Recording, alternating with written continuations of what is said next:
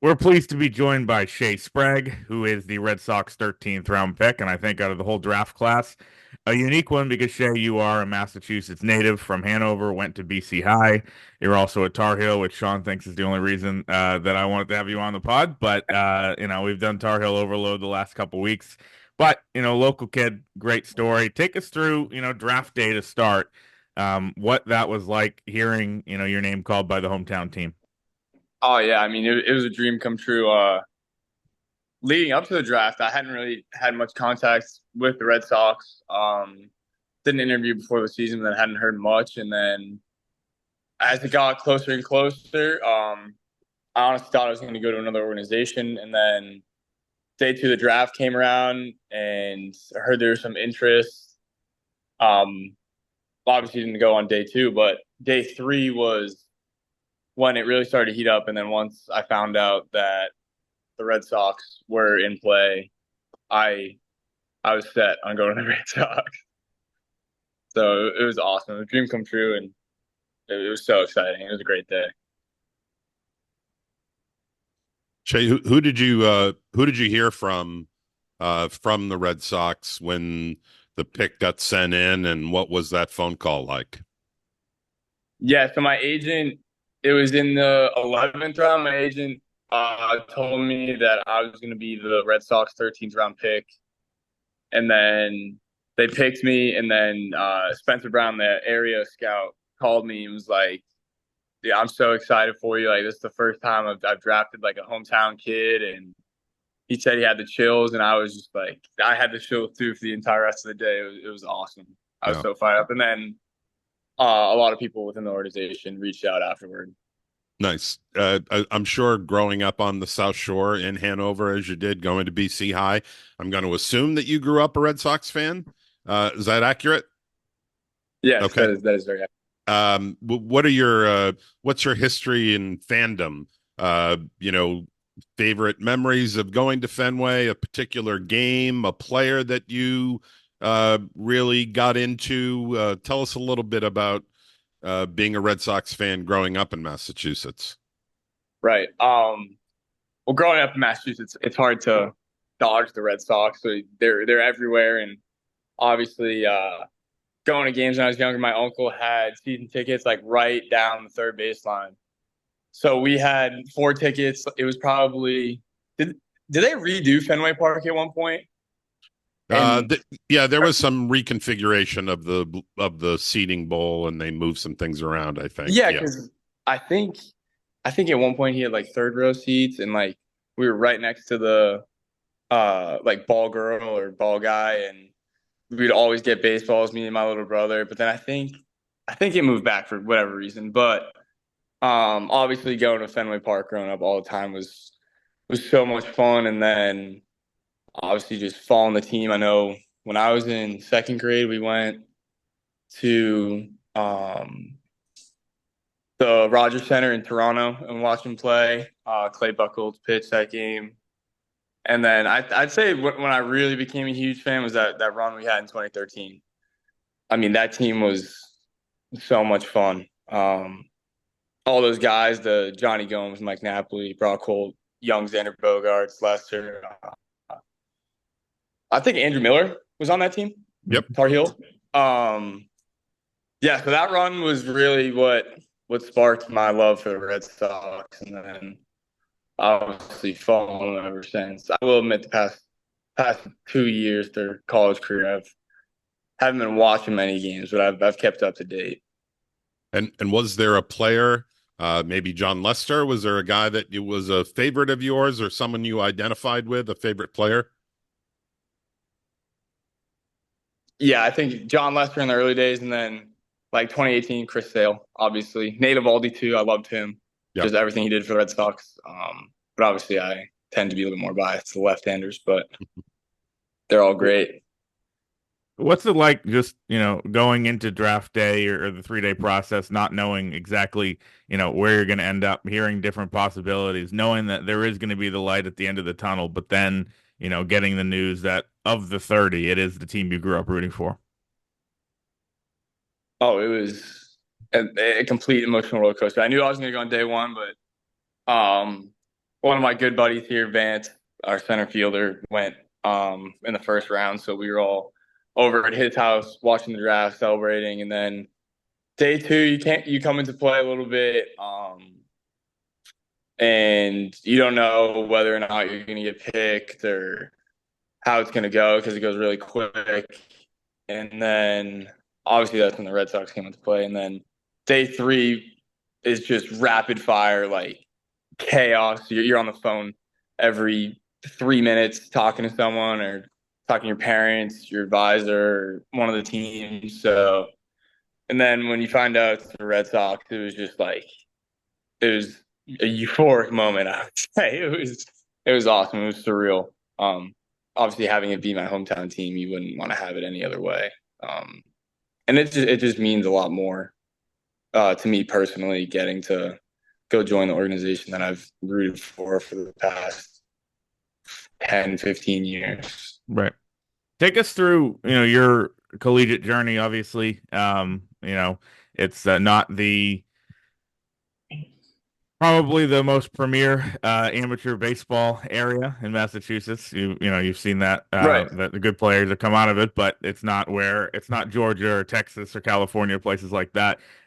What was it like, Right. being recruited out of BC High? You went to Elon for 2 years and just trying to get on the map at that point. Yeah, so I played travel ball for Northeast Baseball, and I mean they've had a lot of good players come out of that program, and then playing at BCI obviously helps a lot with the like New England colleges, but playing for NEB I think gives you, Mhm. and going down to Georgia, Alabama, Florida, playing in those tournaments gives you a little bit more exposure to the Southern schools. And I knew from a young age that, not even a young age, probably like eighth grade, that I wanted to play college baseball. And then obviously, if you want to play college baseball and take the next step, you want to go down south. So in my head, I wasn't sure if it was realistic at the time, but in my head, ideally, I was going to go down south. And then um, one of my teammates from BCI, Sean O'Connell, played at Elon. So we went down there for a tournament, and Elon has really good ties with my travel ball program, NEB. Went down there, got recruited by Elon, ended up there, and it couldn't have worked out better. And then obviously played there for 2 years and ended up here at UNC, and it was everything I could ask for and more. It was awesome. Wouldn't have it any other way. It was a good route. What was the Unorthodox, but I enjoyed right? it. What was the transfer process like for you? Obviously, it's something that people in every sport are going through right now. But why was that at the time the right move for you? I'm assuming bigger stage, better competition, and then just what was your time in Chapel Hill like? Right. Leaving Elon, we lost a couple guys, a couple of our key guys to the transfer portal. Um, and then I put together 2 pretty good years there, and then admittedly, like being in the Cape, and you're a bunch of guys going in the portal, and you're like, oh, like he's going from this school to this school, like I could probably do that too. And then we lose another guy to Elon, so then I was like, all right, like let's go test the waters. Um, Coach Gaines, I think the second coach to call me in the portal, came down on a visit, ended up here in Chapel Hill. Like I said, it was everything I could ask for and more. And then while I was here in Chapel Hill, it was just awesome. I mean, this place is, I mean, it's so much Mhm. fun going. We had a good run in the football season in the fall. Started off 6-0, made it up to 10 in the country, and then fell apart. But That's a the tradition basketball, unlike any other. yeah, yeah, seriously, Yeah. classic. And then basketball season was so much fun. And then obviously our season, we had an incredible run. So it's the baseball is great, but I think the entire campus, like with all that's going on here, just makes it the complete package on top of the good academics as well. But I love Chapel Hill. I love it here. Jay, I know you've had some travel snafus the last couple of days, as many across the country have experienced. You're trying to Right. get down to Fort Myers for kind of a drafty mini camp. What are your expectations there? What have they told you about what to expect? How long is this going to be? Let us know what's on tap here for you coming up this week. Yeah, so I think all of us are going down to Fort Myers. I think it's. I saw the schedule for this week, and I know a good amount of us are going to sign our contracts on Thursday and then really get started. But I think right now it's just like administrative type meetings, the onboarding, and all that, physicals. So I really don't know what the next couple weeks look like. I'm kind of just playing it by ear, and then we'll see what kind of development plan they have in place for myself and the other guys. But yeah, well, I'm just day by day, but I could be more excited to see what it holds. Have you had a chance as a fan to go to Fort Myers at all and see the spring training facilities and see JetBlue at all? I've been there a couple of times for travel ball tournaments, but I have Oh, never been to like a Red Sox spring training game at JetBlue or anything. I've just played like on the backfields, and then I've seen the stadium, but never for anything really Red Sox related. You know, if you need an Outback Steakhouse, Fort Myers features about 14 of them. So any chain restaurant you possibly could ask for, they're right there on Daniels Parkway with the worst traffic of all time. we speak from experience. Yeah, we speak from every February and March. Shea, I want to ask you, in your own words, what are the Red Sox getting in Shea Sprague? What is the type of player they're getting, and what are they welcoming into their organization? Yeah, I think they're getting a good pitcher who goes out there, loves to compete, loves to get after it, and just appreciates everything that comes his way, and is really excited for the opportunity to learn and grow and get better at the game for the Red Sox organization. I know you said John Lester, Chris Sale a little bit. This is a little different question, but is there a player comp? Is there a pitcher that, is pretty well known that you would say you're most like? Within the Red Sox organization, No, anywhere. No, anywhere. um, I don't know, to be honest. I know. I'm trying to think. The other day we were playing MLB The Show, me and my buddies, and one of the guys said John Means from the Orioles. Um, Hopefully your elbow is holding up better than his the last few yeah, years. certainly. Yeah.